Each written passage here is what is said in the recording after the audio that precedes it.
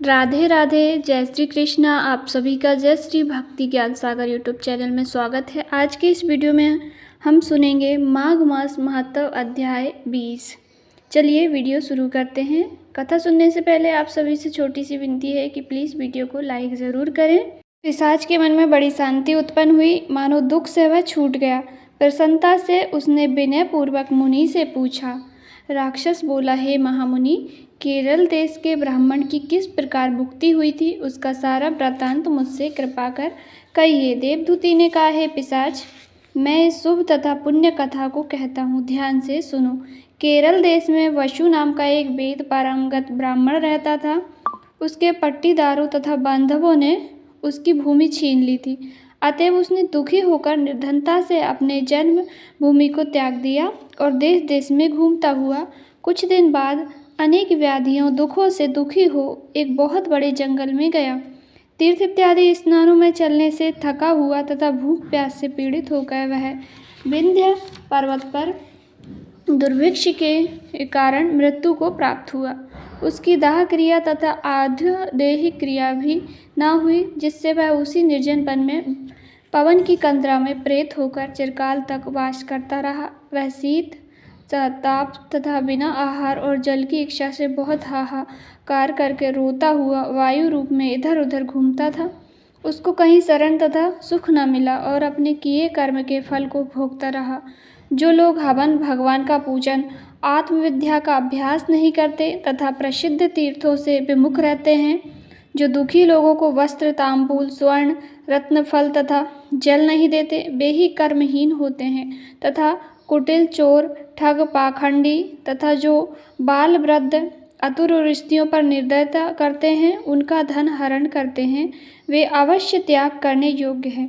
आग लगाने, विष देने, झूठी गवाही देने, ग्रामवासियों को यज्ञ न कराने, संताप, अपनी स्त्री, स्वामी, पिता, माता, बहन तथा शरणागत का त्याग करने, लोभी, नास्तिक, दूसरे के गुरु, देवता, वेद और धर्म की निंदा करने वाले, बड़े तीर्थों में निष्कृष्ट दान लेने, गाय तथा भूमि को चुराने, परद्रोह तथा प्राणियों की हिंसा करने वाले, इन सभी को संसार में बारंबार जन्म लेने से कोटि योनि में नाना प्रकार के दुखदायी फल मिलते हैं। पिशाच, राक्षस तथा तिरछी चाल चलने वाले वृक्ष योनि में जन्म लेते हैं। इनको इस लोक तथा परलोक में रंच मात्र भी सुख नहीं प्राप्त होता।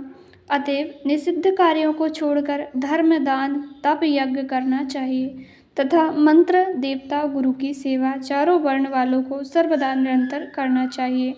इस प्रकार धर्म का उपदेश देकर उस ब्राह्मण ने फिर से कहा कि उस केरलीय ने उस पर्वत में अधिक समय व्यतीत करते हुए एक बार मार्ग में एक पथिक को, जो 2 घड़े में त्रिवेणी का जल आनंद पूर्वक लिए जनार्दन भगवान के पुनीत श्लोक गा रहा था, देखकर एकाएक उसका मार्ग रोक लिया, अपना रूप उसको दिखलाया और उससे कहा कि तुम डरो मत।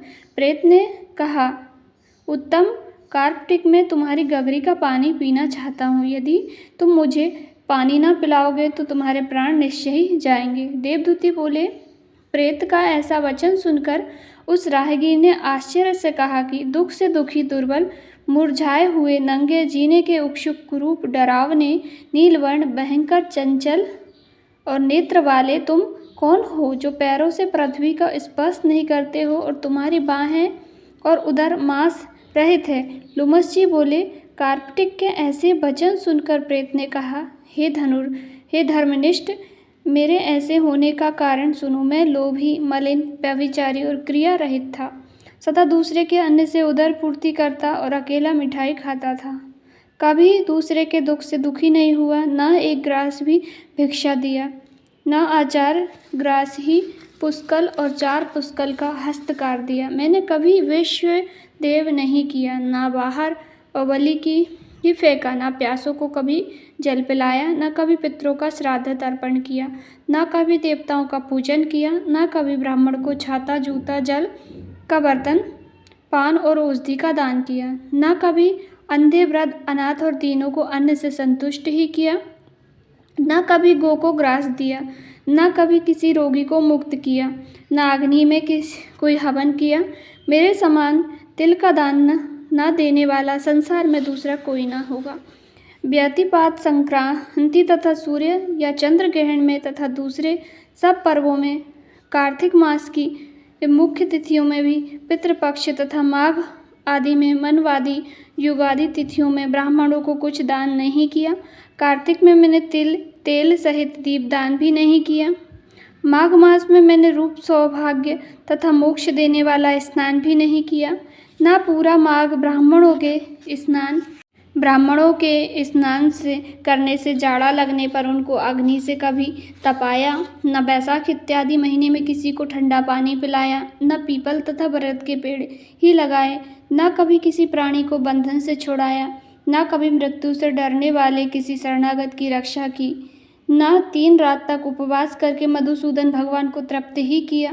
हे द्विज, न मैंने कभी कृच्छु, अति कृच्छ और संताप, न पुण्य न चंद्रायण व्रतों से अपने शरीर को कृश किया, जिनको इंद्र आदि देवताओं ने किया था। हे ब्राह्मण, देखो, पूर्व जन्म के बड़े बड़े क्रूर कर्मों के कारण ही मेरी दुर्बोध विचित्र गति हुई है। इस पर्वत पर भेड़ियां तथा व्याघ्र से मरे हुए अनेक पशुओं के मांस, सूंगे इत्यादि पक्षियों से खाए गए फल, नाना प्रकार के सुंदर सुगंधित रस भरे मुलायम मीठे खाने योग्य बहुतेरे फल तथा मूल भी हैं। सर्वत्र स्रोत और झरने के जल भी हैं, जो सब पदार्थ पृथ्वी पर सहज ही में मिल जाते हैं, परंतु देव की इच्छा न होने से कुछ भी मैं नहीं खा सकता। सर्व की तरह केवल हवा पीकर ही जीता हूँ। मंत्र, पुरुषार्थ, विक्रम, बल, बुद्धि और मित्रों की सहायता से मनुष्य सर्वदा अलभ्य वस्तु को प्राप्त करता है। सुख दुख, लाभ हानि, विवाह मृत्यु, जीवन भोग, रोग तथा वियोग में केवल देव भाग्य ही कारण होता है। कुरूप, कुलीन, मूर्ख, कुकर्मी, निंदित, सूर पराक्रम हीन, काने, लूले, बिना रोग के, नीतिहीन, निर्गुण तथा नपुंसक मनुष्य भाग से ही राज्य पर बैठते हैं। जिन्होंने तिल, गाय, स्वर्ण, ग्रह, 8 वर्ष की कन्या, पृथ्वी शैया, आसन, तांबूल, मंदिर, धन, भोजन की सामग्री, चंदन तथा अगर का दान किया है। वन मार्ग में पर्वत के अगले भाग ग्राम अथवा नगर में ऐसे भाग्यशाली पुरुषों के भोग नियोजित रूप से आगे आगे चलते हैं। इस पर्वत पर दूसरे भी बहुत से बलवान पिशाच तथा भयंकर राक्षस हैं, जिनमें से कभी कोई कहीं वन में घूमते हुए अपने कर्म के अनुसार अन्न जल प्राप्त कर ही लेते हैं। ऐसा सुनकर आपको भय न हो, क्योंकि धर्मात्मा लोगों की पवित्रता ही उनकी रक्षा करती है, उनको कोई पीड़ा नहीं दे सकता। ग्रह, नक्षत्र तथा देवता भी पवित्रता की सर्वदा रक्षा करते हैं। हे राक्षस गण, गोविंद के पवित्र भक्त आपको देख भी नहीं सकते। जो लोग नारायण की भक्ति में लीन रहते हैं, उसको राक्षस, प्रेत, पूतना, भूत, बेताल, गंधर्व, शाकिनी, आर्यक, रेवती, वृद्ध, रेवती, मुखमंडली, यज्ञ, क्रूर बाल, दुष्ट, वृद्ध, मात, भयंकर तथा अन्य विनायक इत्यादि ग्रह, कृत्या, सर्प, कूष्मांडा तथा दूसरे दुष्ट जंतु हे ब्राह्मण, पवित्र वैष्णव ब्राह्मण को नहीं देख सकते, न छू ही सकते हैं। हे ब्राह्मण, मैं इस प्रकार अपने कर्मों का फल यहाँ पर भोग रहा हूँ। एक समय मैंने जम्बालिनी नदी के किनारे पर घूमते हुए सारस के कहे हुए कुछ वचन को सुना था। मैं आपसे कहता हूँ, ध्यानपूर्वक सुनिए। आज की कथा हमारी यहाँ पे संपूर्ण हुई है, 20वां अध्याय माघ मास का। आगे की कथा हम कल के अध्याय में सुनेंगे। यदि कथा आपको प्यारी लगी हो, अच्छी लगी हो, तो वीडियो को लाइक करें, चैनल को सब्सक्राइब करें। आगे की कथा सुनने के लिए चैनल को प्लीज़ ज़रूर से ही सब्सक्राइब कीजिएगा। जय श्री कृष्णा, राधे राधे, ओम नमो भगवते वासुदेवाय।